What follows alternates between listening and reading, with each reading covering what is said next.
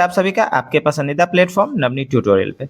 जैसा कि हम सभी इंतजार कर रहे थे कि सीटेट नोटिफिकेशन कब जारी करेगा, तो 24 अक्टूबर को सीटेट ने अपना नोटिफिकेशन जारी कर दिया है, जिसमें यह साफ साफ कहा गया है कि 8 फरवरी को केंद्रीय शिक्षक पात्रता परीक्षा सीटीईटी पेपर 1 और पेपर 2 का 21वां संस्करण आयोजित किया जाएगा। यह परीक्षा देश भर के 132 शहरों में 20 भाषाओं में आयोजित की जाएगी।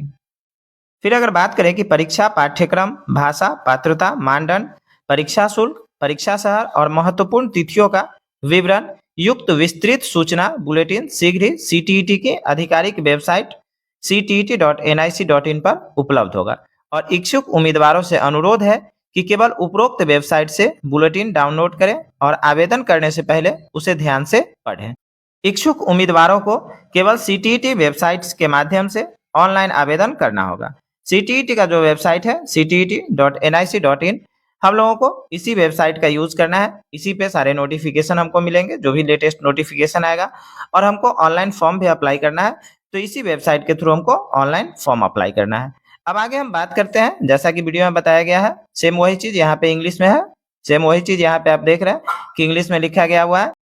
और जैसा हमने स्टार्टिंग में ही कहा था कि बहुत दिनों से लंबा इंतजार करने के बाद ये सीटीईटी का नोटिफिकेशन आया है।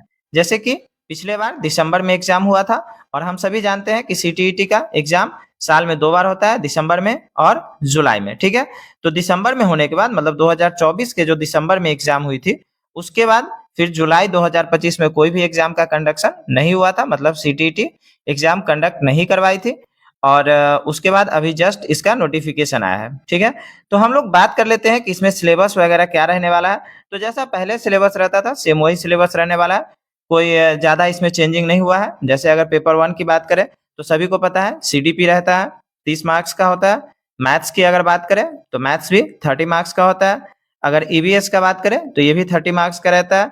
अगर लैंग्वेज 1 की बात करें तो लैंग्वेज 1 भी 30 मार्क्स का होता है, और लैंग्वेज 2 की बात करें तो लैंग्वेज 2 भी 30 मार्क्स का होता है। ठीक है, अब हम बात करते हैं कि CDP child development and pedagogy, इसमें 30 मार्क्स का ये रहता है। इसमें सिर्फ पेडागोजी की अगर बात करें तो हर सब्जेक्ट में पेडागोजी कितने मार्क्स का होता है, 15-15 मार्क्स का।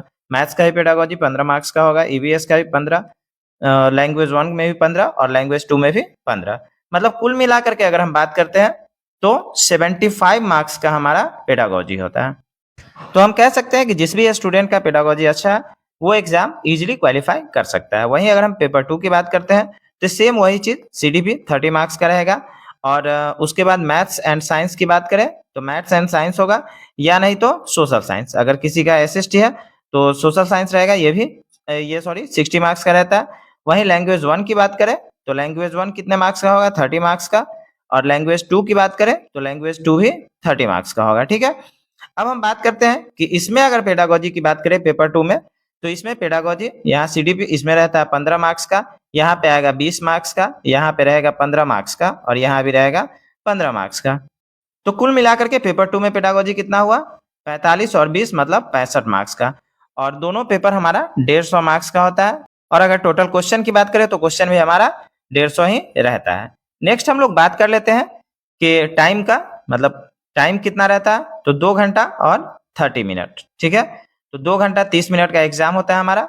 और फुल मार्क्स तो बता ही दिए हैं, 150 क्वेश्चन होता है, मतलब 150 क्वेश्चन रहता है हमारा और 150 मार्क्स का रहता है। क्वेश्चन भी 150 होता है और मार्क्स भी हमारा 150 रहता है। निगेटिव मार्किंग का यहाँ पे कोई चांस नहीं है, मतलब निगेटिव मार्किंग नहीं रहेगा। उसके बाद अगर हम लोग बात करते हैं पासिंग मार्क्स की अगर हम बात करें तो पासिंग मार्क्स जनरल ओबीसी के लिए, जनरल ओबीसी का बात करें तो इसके लिए 90 होता है। और वहीं एससी एसटी का बात करें तो 82 रहता है पासिंग मार्क्स। तो इसमें कोई खास चेंजिंग नहीं हुआ है। और जिस तरह से पहले एग्जाम होता था ऑफलाइन एग्जाम कंडक्ट होगा, इस बार भी ऑफलाइन एग्जाम होगा। दूसरी हम बात करें तो मल्टीपल चॉइस क्वेश्चंस होंगे, मतलब एमसीक्यू बेस्ड क्वेश्चंस हमारा रहेगा। तो अब बस हम लोगों को ऑफिशियल नोटिफिकेशन का इंतजार करना है। जैसे ही ऑफिशियल नोटिफिकेशन आएगा फिर से आप लोगों को वीडियो डाल दिया जाएगा। तो अगर आप लोग चैनल पे नए हैं तो प्लीज चैनल को सब्सक्राइब भी कर लें ताकि लेटेस्ट वीडियो की नोटिफिकेशन आपको आसानी से मिल सके।